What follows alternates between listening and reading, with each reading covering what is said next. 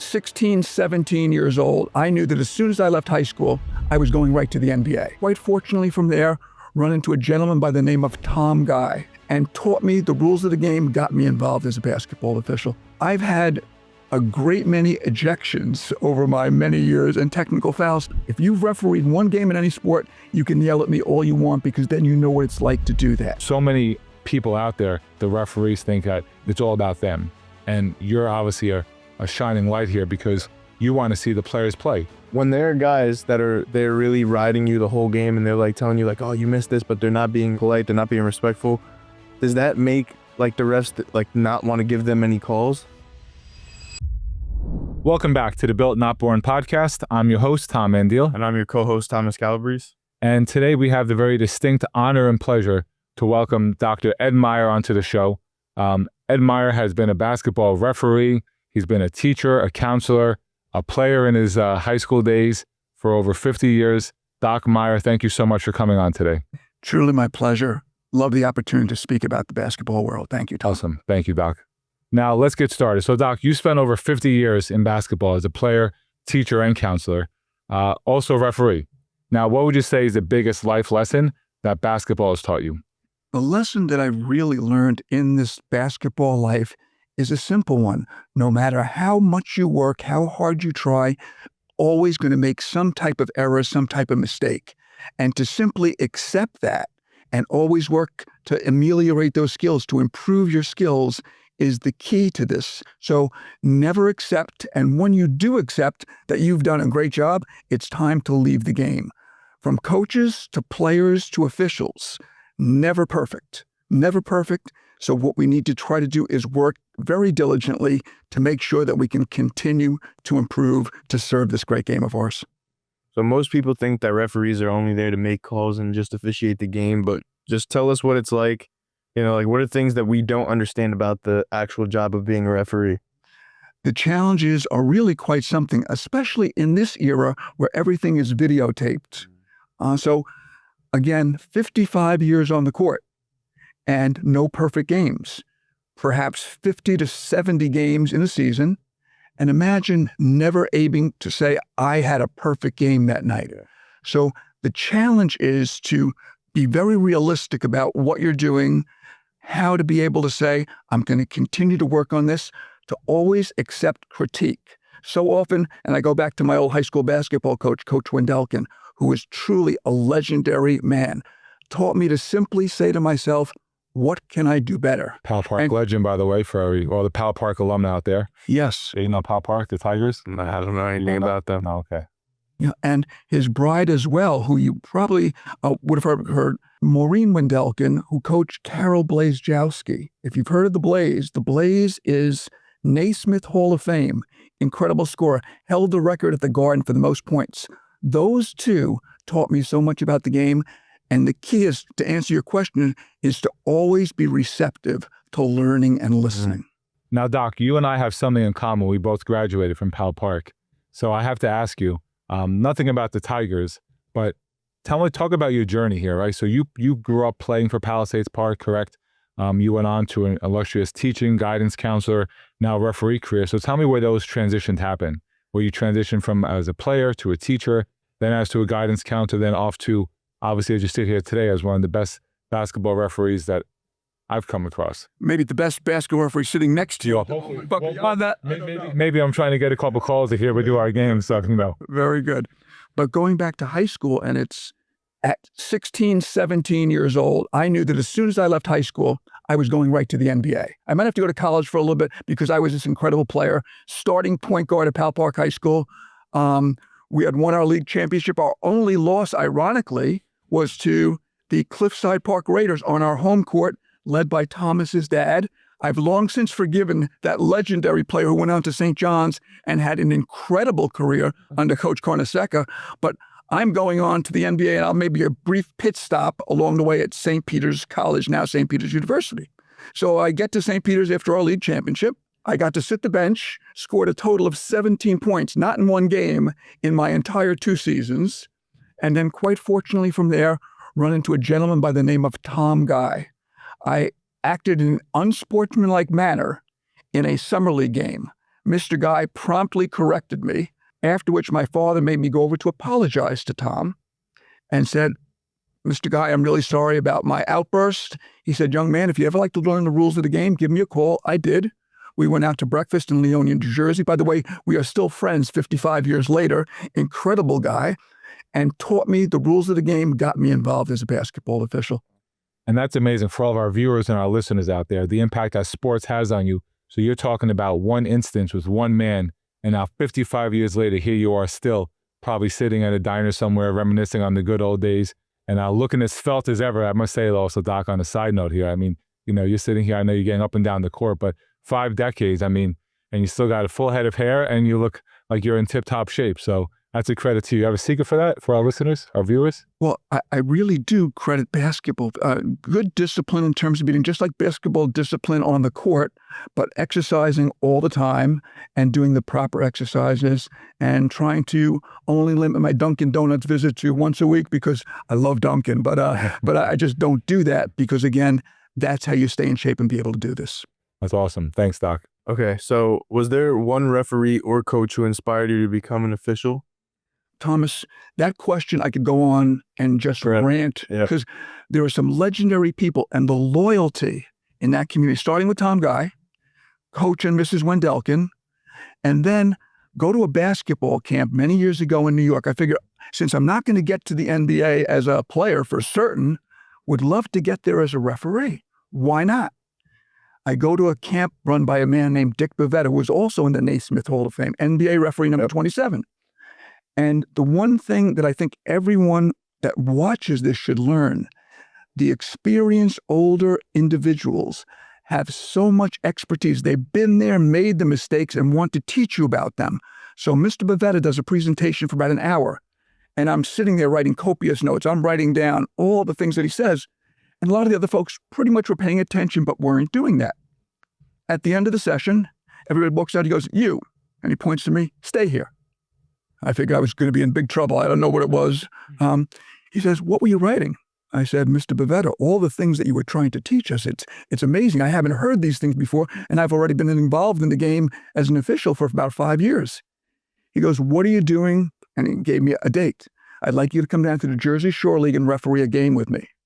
And that began my pro career. Just paying attention, being respectful and polite to a man that was making a presentation changed my life. Wow. And Doc, I think that message goes really, really long way with a lot of our viewers and listeners because of the points that you just touched on, that all you had to do is you sat there, you paid attention, you listened intently, and you were respectful. Obviously, back then, I'm sure the cell phones weren't even a thing back in those days, so it wasn't even a thought. But the point being is that nowadays, if you just sit and you listen, you never know what doors could open for you. So I think that's amazing, you know, because it doesn't matter. That stands the test of time, right? The way you respond to somebody and the way that you sit into a meeting and the way that Dick Bavetta was articulating those points to you and what you did with that. So that's tremendous. Now, I do have to ask you, from a personal standpoint, myself coaching for over 20 years, multiple sports, watching my boys play so many sports, I would say the one sport that gets the most criticism from coaches and players and fans and parents alike has to be basketball. So if you had to give one piece of advice, right, to an athlete, what would you give to them about officiating a basketball game? Because it seems like basketball is you're always having players and coaches alike arguing calls. What's one piece of advice you would give to them? I would think it would have to be respectful of the individual trying to do this. And there's so many things I could say about that comment. And I quite some time ago, I wrote a little document about that. Anybody can yell at me as much as they want, as often as they want, with one caveat, one condition. If you've ever reffed a game, if you've refereed one game in any sport, you can yell at me all you want because then you know what it's like to do that. So as far as dealing with the officials, it really is about being respectful. Again, 55 years, never a perfect game. Did I want to miss that travel? Did I want to miss that foul? Of course not. I want to do an outstanding job. Didn't do it on purpose. So great coaches, and I can go through a litany of names of great coaches who said, Ed, I think you missed that. And they said it in a polite, professional manner. An athlete comes over, would you watch this? And he says it in a polite, professional manner. A young lady comes over and said, you know, I think they're doing this. again, in that same professional manner, polite, what am I going to do? I'm going to immediately watch and look for that. I can go back to Kathy Delaney Smith years ago working in the Ivy League, women's college basketball coach. I knew when Kathy Delaney Smith at Harvard University said, I missed something, guess what? I missed it, because she would never complain otherwise and was always the consummate professional. So if you're going to approach a referee, don't do it in an aggressive, agitated manner like I did, and that's what Tom Guy had to deal with me. I learned from that, and now anybody that comes to me and asks me a question, I give them the best answer I can. You know, and it's funny you mentioned about the way you treat referees, because again, I'm sitting next to a player. I know he'll never admit it, but having the opportunity and a privilege to coach him for 3 years now, I don't think he's ever had a disagreement with the referee. Because I've always been taught, like, even if a ref makes a bad call, if you just tell them, hey, like, that was a good call, you'll get the next one. And a lot of people, like, they'll argue about one call and they'll like just ride the ref the entire game. But to me, it's like, you know, like you said, like, refs are not perfect. They're going to mess up every single game, whether they like it or not. So it's like, you know, you got to be a little conscientious of them, you know what I'm saying? And, you know, I just try to be as respectful as possible, because I know if I'm respectful to the ref, that the ref is most likely going to give me the next call. So even if they make a bad call, that's my mindset. It's like, hey, like, I wouldn't even say you missed it. I'd just be like, hey, good call, you know, and move on to the next play. So I was actually going to ask you, like, when there are guys that are, you know, they're really riding you the whole game and they're like telling you like, oh, you missed this, but they're not being polite, they're not being respectful. Does that make like the refs like not want to give them any calls? Great question and interesting way of dealing with it. Everybody deals with it in a different manner. Yeah. I learned from my mentor, if people are doing that, I will originally have a very nice conversation. Hey, number 44, that's enough from you. And hopefully that individual will walk away. If not, I will walk away. If they continue to pursue that, I'll put a stop sign up. That's enough from you. And if that continues, tell me what my call is going to be. Technical foul. Technical foul. Now, why do I do that? And I do that very early in the game. Do that early because that sets a tone. And now the players can focus on the game, the coaches can coach, and I can not deal with distraction. So I've had a great many ejections over my many years and technical fouls. But once you establish that relationship and that rapport, and this guy, this skinny old man walks into the gym, they know they can always talk with me. Mm. But they know that if they're going to raise their voice, yell, act in an inappropriate manner, it's going to be dealt with. And again, this is not something that I learned. I learned this from really 3 outstanding NBA referees. Dick Bavetta, a guy named Ronnie Nunn, who became director of NBA officiating, and a guy named Bob Delaney, who NBA director of officiating, and a New Jersey state trooper who did some incredible stuff in his career. So took that and use it regularly and now try to pass it on. So now, like, after hearing that, what do you only give 2 warnings, and then if they keep going, you just give them the technical foul on the 3rd one? Third time is the charm. I think this is the old phrase. Third time. Yeah, and again, because if you're not going to get that, then guess what? I'm not going to spend my night. If we were doing debate club, it would be different. This is not debate club. This is basketball. And again, I'm going to be very professional about it, but I also, if it's an athlete that I'm dealing with, I want to put that stop sign up. So visibly, everybody, first thing's going to be a conversation. I'm sorry if you think that was a walk. And I actually had that opportunity with a number of top athletes. Sorry if I missed that. What do they usually do? Pat you on the butt and say, thank you, ref. But if they don't and they continue in an aggressive manner, that's enough and I'll step away. They continue again, stop sign, and then and I don't do the technical foul in like this very non-emotional. This is simply business. And hopefully the individual will get that. When that happens, the coach usually pulls them over if it's not the coach and has a conversation with them. And Doc, the one thing I want to say is, again, just from my experience, I hope there's a lot of viewers and listeners out there, coaches, players, referees alike, that are listening to what you're saying, because the message that you're relaying is exactly the message that we would like to see. I mean, how many times have we seen as players, as coaches, as referees yourself, right? Guys who kind of lose control of the game, right? They kind of lose control, and then whether that's because of things they're bringing onto the court from outside or things that happen on the court, they let manifest into something that, could have been nipped in the bud from the get-go. So I think your mindset, and that's kind of what we talk about here on the podcast, right? Is about mindset, about resiliency and adversity. And I think you deal with that in such a positive light that you want to give those athletes and those coaches an opportunity to say, hey, listen, self-reflect in the moment during the game, right? Don't let it get to the point where I have to tee you up, because that's not what I want to do. I'm here to see you guys play and coach. The last thing I want to do is affect the game. And I think so many people out there kind of see it the other way at times, where they let the referees think that it's all about them. And you're obviously a shining light here because you want to see the players play. And that's what it's about. Now, I do want to mention here on a broader picture here, right? So we're talking about older kids and college athletes and high school like Thomas. But let's bring this back to the youth sports level, right? What do you think is the issue at the youth sports? Because right now this is a term that you may not be familiar with, but something called going viral. So there's a lot of viral videos out there of parents going crazy. And I mean, you see some of these most egregious things. That's a big SAT word there for you. But Very nice. So I'll Google it. If I try to Google something. well, AI. Do you know what AI is? ChatGPT. Although I think there's something called Claude now too, but I don't know. But anyway, so a lot of viral videos out there, right? These parents storming the courts. So what do you see at the youth level now? Because these athletes are coming up, but they're built that way, right?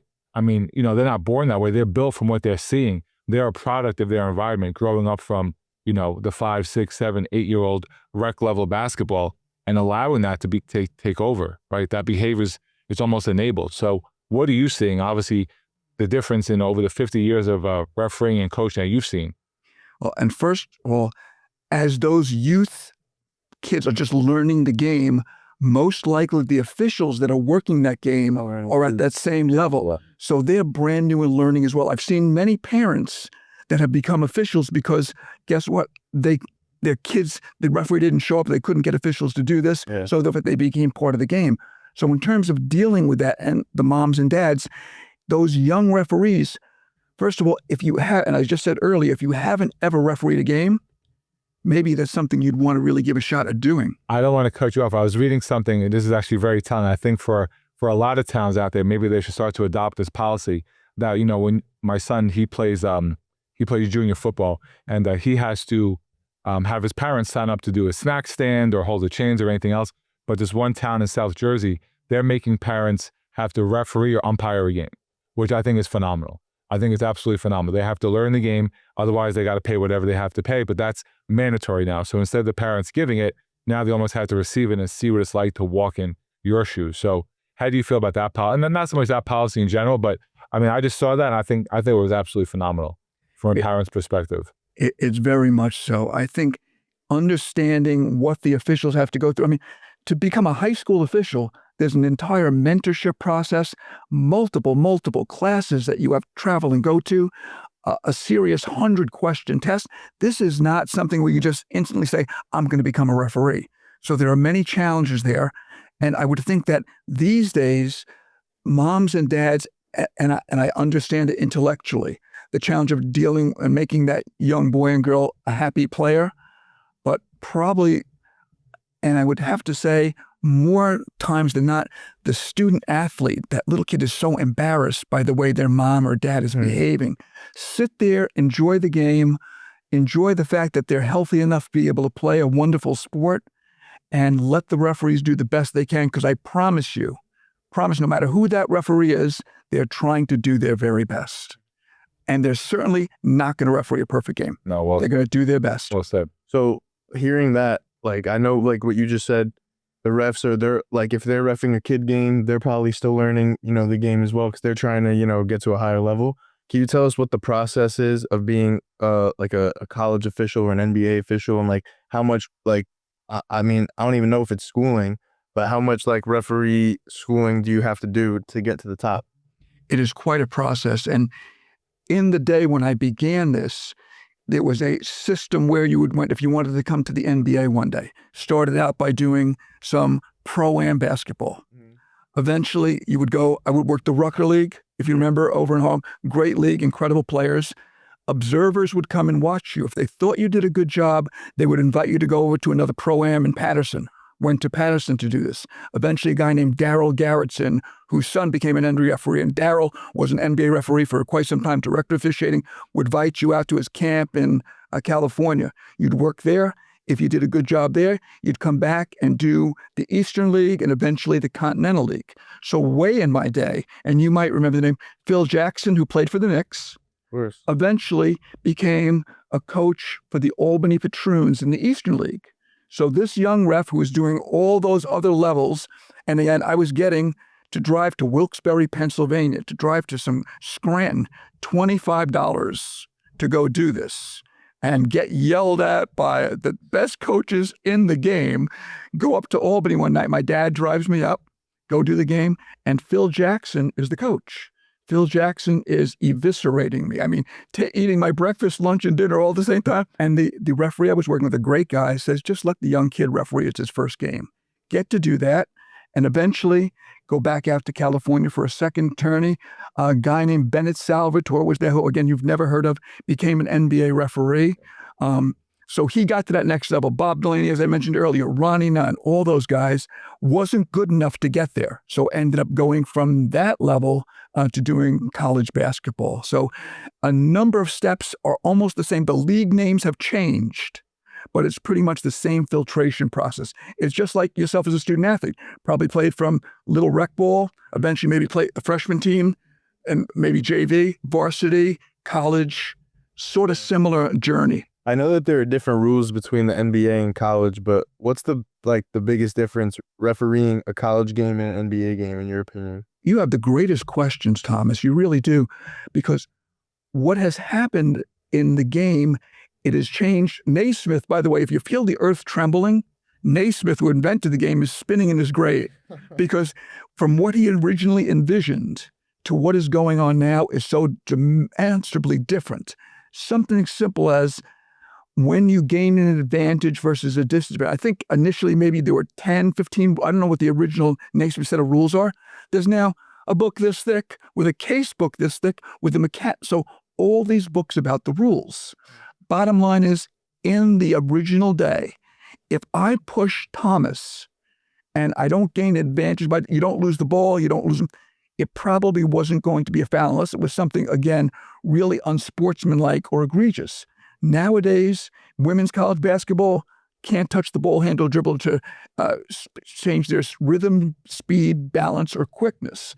At the NBA level, it used to be from the baseline to the foul line. You were not allowed to touch the ball handler. Then they've morphed that. So it vacillates so much that the rule changes from college to the pros, huge adjustments. And now, in my original day, no three-point arc. So now, 30, 20 years ago, Shaq's posting up, Will Chamberlain posting up, all these big guys. Now, everybody's launching. That's so that changes the parameter of who you can touch, who you can't touch. And again, that's a terrible answer because this could go on in perpetuity in terms of what has changed, what hasn't changed. Bottom line is the old school rulers, advantage, disadvantage. If you touch somebody and you gain an advantage, that should create a whistle. The hand checking rule, right? No more hand checking. Again, correct. And yet you see referees who just don't do, old school referees. So again, Thomas and I ref a game because we have different mindsets from our youth, from my years of experience versus yours, could referee a very different game. 100%. Now, going back to your days as a guidance counselor, now you had a pretty outstanding picture. It was pretty large inside your office. It was of you and Magic Johnson. Why don't you talk to us about, to our viewers and our listeners, what exactly was the backdrop behind that picture? Again, did such a bad job as a referee. Didn't get a whole bunch of calls right. So one day doing a practice game, and drives to the baseline, and I thought I've got a hook for an offensive foul, offense, and starts yelling at me. And I said, as I said earlier, I might have missed that. Soon as I say I might have missed that, what happens? Get that pat? Thanks, ref. And just very professional. Going to the dressing room in those days, Thomas won't know what this is. There was a videotape, and you actually got to watch the videotape. And actually, probably the only call I got right the entire game. So afterwards, we walk out. He had watched the tape as well. Little hug, and that happened more often than not. So many times, based on just that comment, and so many of these other top pros who I got to do in all these different leagues. Once you had that polite professional conversation, it was funny and close because again, you're not going to do perfect games, but you want to be a professional gentleman. That's probably the key of all of it, professionalism. And I think that holds true in every area of everybody's life, right? It's all about how you treat people. And that's the biggest thing I've always taken from you is how you treat somebody. And that's how they're going to remember you. If anybody ever said, like, Doc Meier, for all the things that you've done over your illustrious 50-year career, it's always about how you made somebody feel, whether it was the first time you met them, whether it was a phone conversation, they walked out of your office, they walked off the court. It's always about how you made somebody feel. And that's a credit to who you are as a man and as a person. And now to touch on that, who do you think had the biggest impact on your life in terms of not only coaching or refereeing, but, teaching and everything who got you to this point right now? Tom, you ask all these great questions. So start out by becoming a teacher because of a guy named Peter Deere, my 6th grade teacher, who was the most kind, caring, wonderful teacher you ever had the opportunity to meet. Lindbergh School, Palisades Park, 6th grade. Another Pal Park shout out there. Mom and dad. My mom and dad were the most, just a blessed little boy who were always so very supportive, taught me to be kind, caring, respectful, always say please and thank you, which I actually carry on to the basketball court. And then get to high school and blessed by having Coach Wendelkin and his wife Maureen there, go to that camp. Again, I'm reiterating all these things, run into Dick Bavetta, Bob Delaney, Ronnie Nunn, and the basketball community in itself. So many supportive, wonderful people that I'm just blessing. My only fear is always I could continue to give you name after name of wonderful people. It's just been that kind of thing, Tom, where starting with a great 6th grade teacher and moving on to Dick Bavetta, who I'm going to speak to later today. And then that's amazing, because I feel it always takes that one role model, a mentor, somebody to kind of help you out and kind of steer you in the right direction. Yes. So that's amazing. If you can remember, what's one of the funniest things or one of the craziest things a coach has ever said to you on the court, whether if you missed a call or I don't know, anything, like what was the funniest thing or the craziest thing a coach has ever said to you, if you can remember any? I certainly do. So I make, which I guess apparently was a really bad call one night in the old Eastern League. And when you're a referee, the men in all the college leagues now go away from they call a foul and they will go either near half away from the table. The old school rules, you went right to the 28-foot mark. And that way the coach is standing right next to the coach. And the coach from, I think it was Scranton, the Eastern League, who I've known for a while, says, Ed. I said, yeah, Coach, what's up? Do you know how you keep a terrible coach in suspense? I say, Coach, no, how? Why? And he just walks away. And I chuckle. I mean, that was one of the better lines that, but yes. That was a good one. That's good. It was. He probably used it often, but you got me very well with that.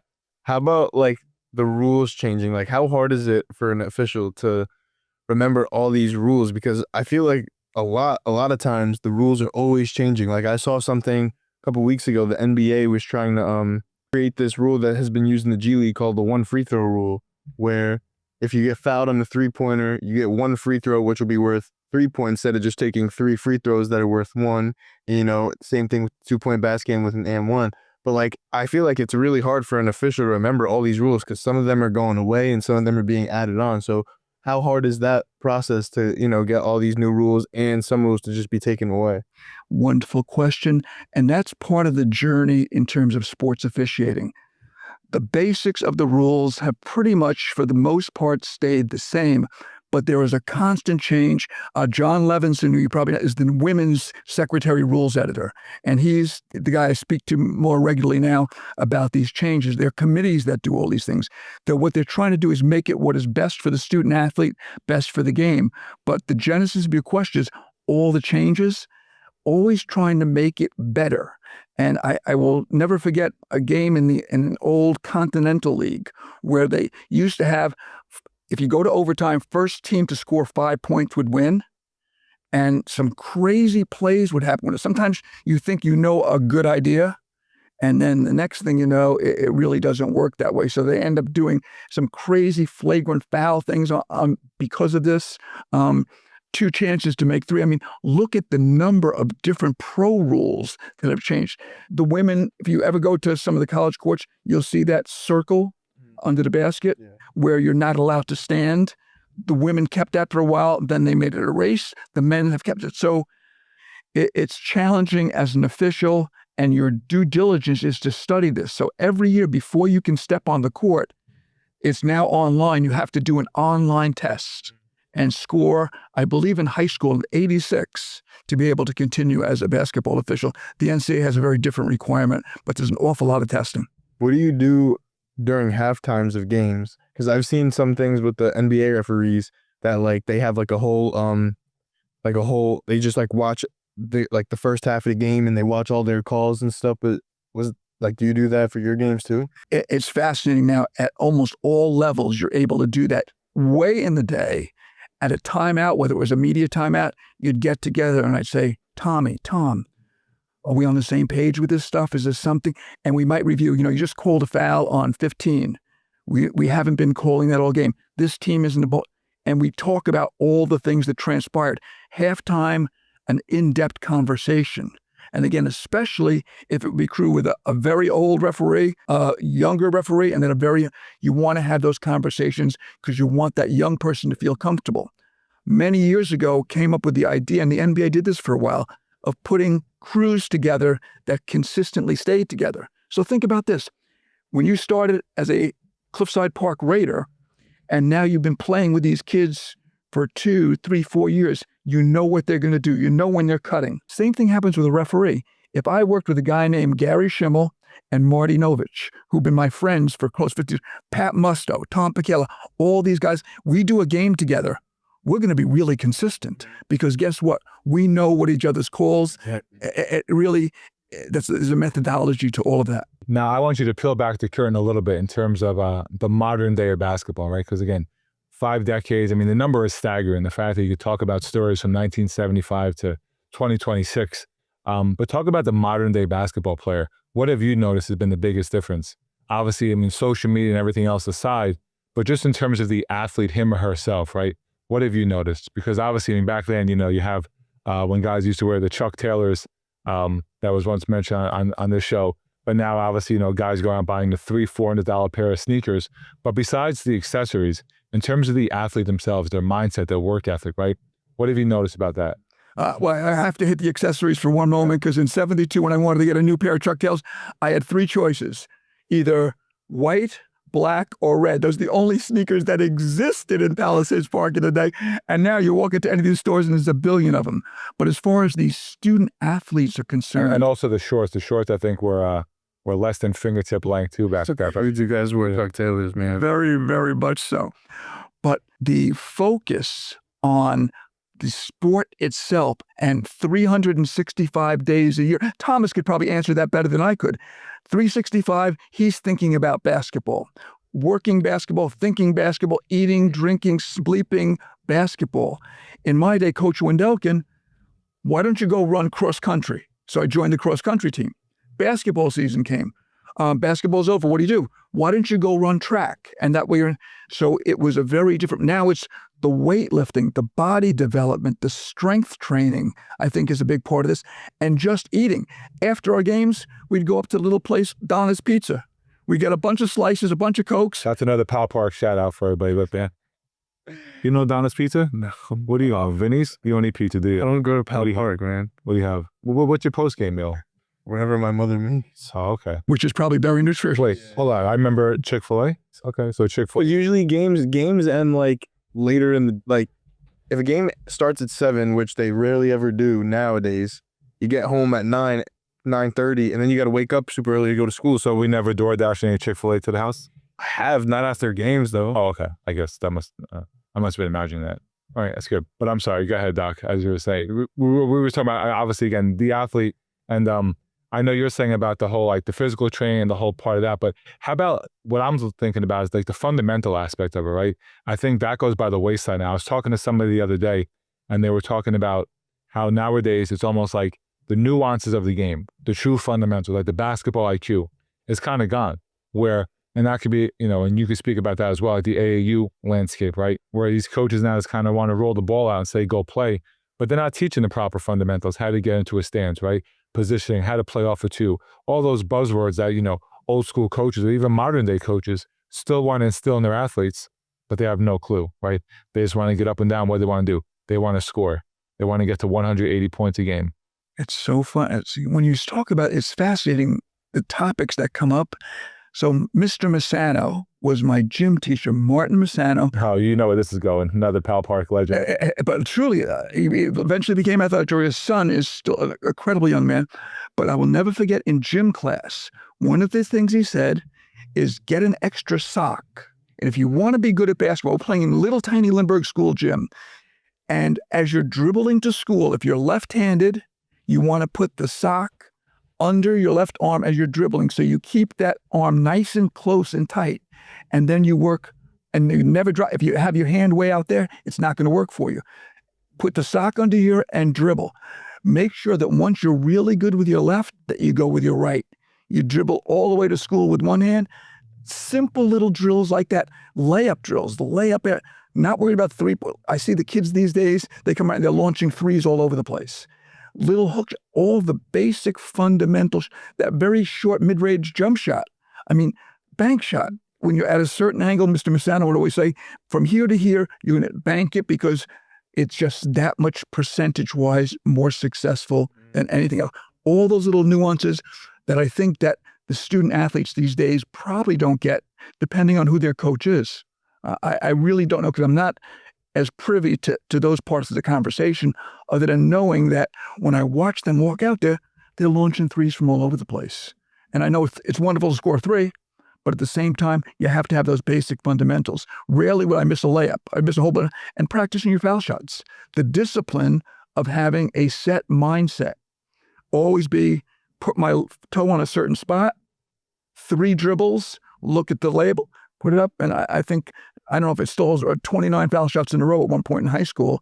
That's the one thing I could do, and that was the discipline of what the coaches taught me. You guys have something in common with a high free throw shooting percentage. But let me ask you on the same question, from a player perspective, what do you notice about the nuances of the game? Because you and I have spoken, I've seen you practice and your kind of pregame, your pre-practice routine. Like, you'll work on your mid-range, you'll get the ball, you'll try to, get a bunch of shots up around the rim first, and obviously you're a prolific three-point shooter. But what have you noticed from the player perspective?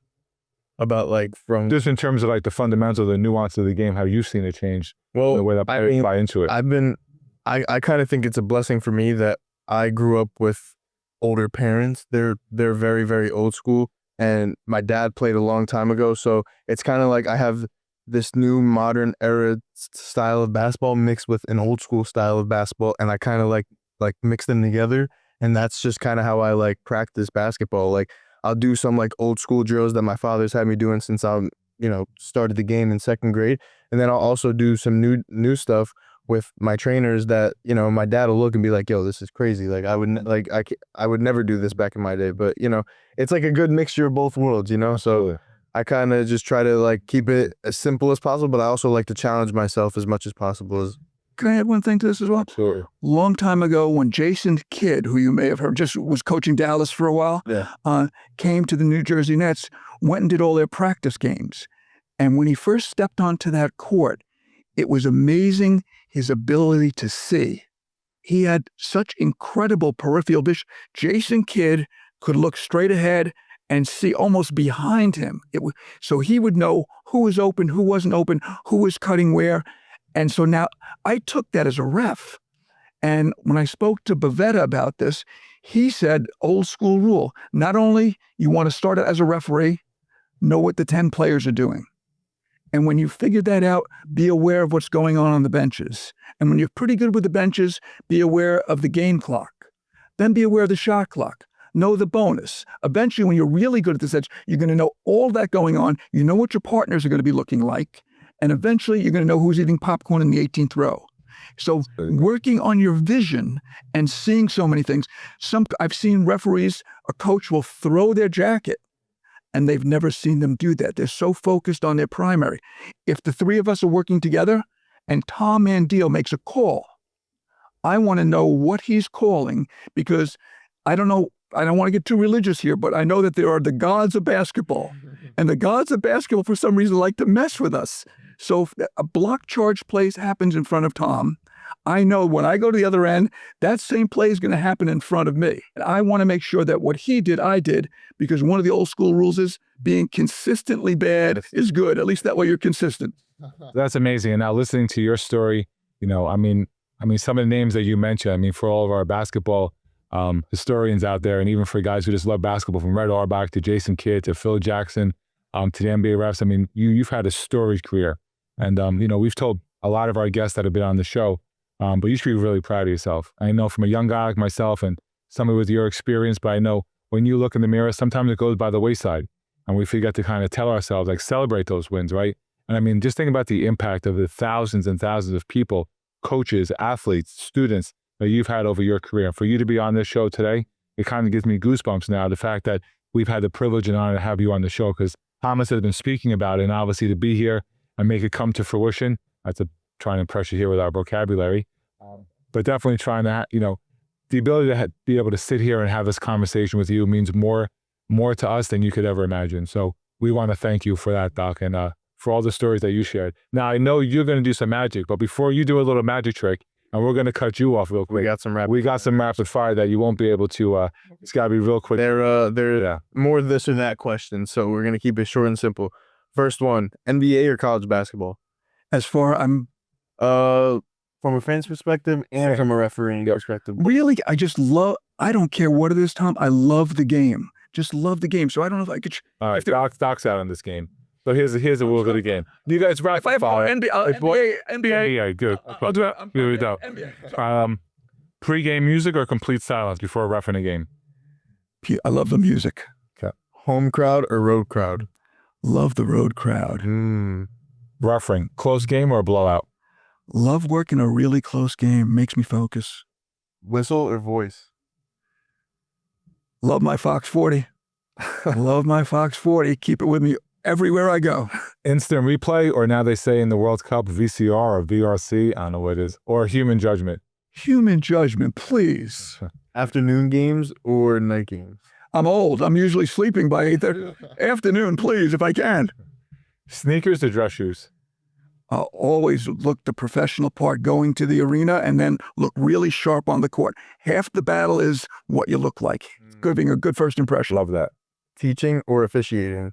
Love teaching it now. Loved it for a long time as an official. Love teaching it. Respect or popularity? All about respect. Championship game or rivalry game? Love the wars. Love the rivalry game. Cliffside, Fort Lee. Oh, baby. Sign me up. Lead official or trail official? Love to be able to be the lead and just mentor in the old days. I don't lead. Let me just lead. All right, and the last one, legacy or trophies? Don't care about the trophies. I want that official to say, hey, I worked with this guy ahead and he taught me something. It would make me feel really good about that. And that's why Dick Bavetta, everywhere I go, he's always with me. That's great. That's amazing. Thank you, Doc, for being on today. And I want to give everyone the referee eye test. Yeah, so here we go. If I may, if anyone wants to yell at me, critique me, if you see my game at any point along the way, all you'd have to be able to do is identify what I'm holding in my hand. It pretty much stands out like a red flag. So if you don't see it, you'd only simply have to say the magic word, which is please. No, please used to be good. It's a 4-letter word that begins with an H, and it's the game used for all the time. Hoop. Right, it's a little hoop, right? And what happens is that red flag would stick right out, and you would definitely see it. So sometimes us referees see things that you don't. But if you did see that, then you know you'd probably make a great referee. And on that note, I'm going to disappear along with a red flag. Truly my honor. Thank you, gentlemen. Thank you very much. Thank you. And this is the Built Not Born podcast. Again, I'm your host, Tom Mandile. And I'm your co-host, Thomas Calabrese. Signing off. Thank you, Doc. Thank you, Doc. Truly my pleasure.